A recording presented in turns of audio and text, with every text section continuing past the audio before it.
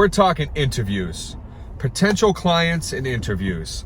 You finally went through all the shit with your proposals, you're reaching out, cold outreach, maybe you're on Upwork. Okay, you've landed the interview. Okay, awesome. Now what? Because you can learn all the fundamentals of copy. You can be awesome at it, like phenomenal. But you could bomb this interview and not even get the job. Just like you can bomb a proposal cover letter and not get the job, or not even get the opportunity to show off your skills. All right. So, I'm gonna give you one thing, and hopefully this video isn't too long on how I describe this one thing. All right. This is the most common question I have gotten. Now, this isn't a curveball question. I think I went over that in another video. This is the most simplistic question that happens more often than not. And usually after this, you could land the job just on this one question they ask.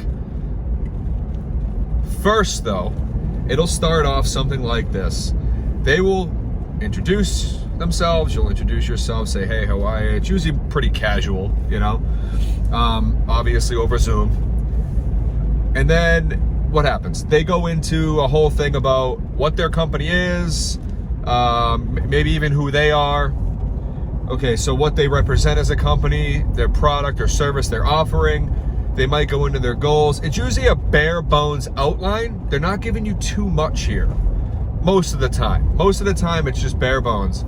And they put the ball back into your court by just saying, okay, and now just, you know, Derek, just what got you into copywriting? And if you could tell me a little about yourself and what you've done or worked on that's maybe a similar project, or really anything, just, you know, and that's it. And you're like, oh, most people say, oh, that's easy. Yeah, is it? Because usually when they went through all the stuff about themselves and their company, and they're going through they go through a lot of details. I know I said bare bones, but there was still a lot of information to absorb, and you're kind of nodding along. You might interject with a couple, yeah, oh yeah, no, I know. I know what you're talking about, this, that, or the other thing, using proper lingo to show them and you understand and what have you.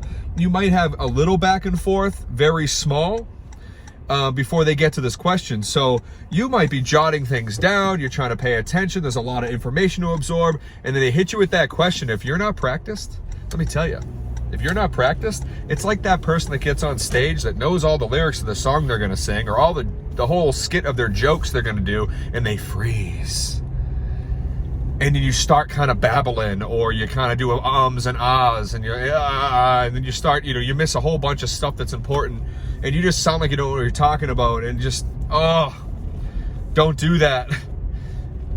I know, but this is the simple technique that I've used, and it's just you practice saying it into a camera, you practice, and then you just got to do interviews, and you got to fail a few times. Maybe you'll do great, and maybe you not.